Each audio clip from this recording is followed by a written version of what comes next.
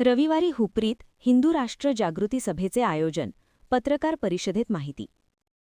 स्वातंत्र्यापूर्वी हिंदू राष्ट्र असलेल्या भारताला सेक्युलर घोषित केले तर वेगळे झालेले पाक आणि बांगलादेश हे कट्टर मुस्लिम बनले. बांगलादेशात हिंदूंच्या भर दिवसा हत्या होत आहेत. पाकमधील अत्याचारांमुळे हिंदूंची टक्केवारी घटली आहे.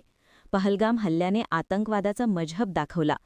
चीनसारख्या शत्रू राष्ट्राने भारतातील बाजारपेठ बळकावली आहे. हे पालटण्यासाठी हिंदू राष्ट्र हवे. 100 कोटी हिंदू संघटित झाल्यासच ते होऊ शकते.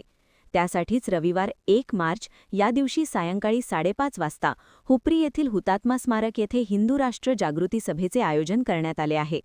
या सभेसाठी हिंदुत्वाची बुलंद तोफ भाग्यनगर येथील श्रीराम युवा सेनेचे संस्थापक अध्यक्ष आमदार ती राजा सिंग, सनातन संस्थेच्या धर्मप्रचारक सद्गुरू स्वाती खाडिये तसेच हिंदू जनजागृती समितीचे महाराष्ट्र आणि छत्तीसगड राज्य संघटक सुनील घनवट हे मान्यवर उपस्थित हिंदूंना मार्गदर्शन करणार आहेत, अशी माहिती आंतरराष्ट्रीय हिंदू परिषदेचे जिल्हा मंत्री पंढरीनाथ ठाणेकर, जिल्हा विशेष संपर्क प्रमुख संतोष हत्तीकर, राष्ट्रीय बजरंग दलाचे जिल्हा कार्याध्यक्ष दत्ता पाटील यांनी दिली.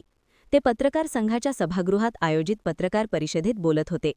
याप्रसंगी श्री शिवप्रतिष्ठान हिंदुस्थानचे गजानन महाजन गुरुजी, धारकरी अनिल साळुंखे, प्रसाद जाधव, हिंदू जनजागृती समितीचे श्री शिवानंद स्वामी उपस्थित होते. हिंदू राष्ट्र जागृती सभेच्या निमित्ताने मोठ्या संख्येने उपस्थित राहावे असे आवाहन पत्रकार परिषदेत करण्यात आले. महान कार्य न्यूजसाठी सुभाष भस्मे, इचलकरंजी.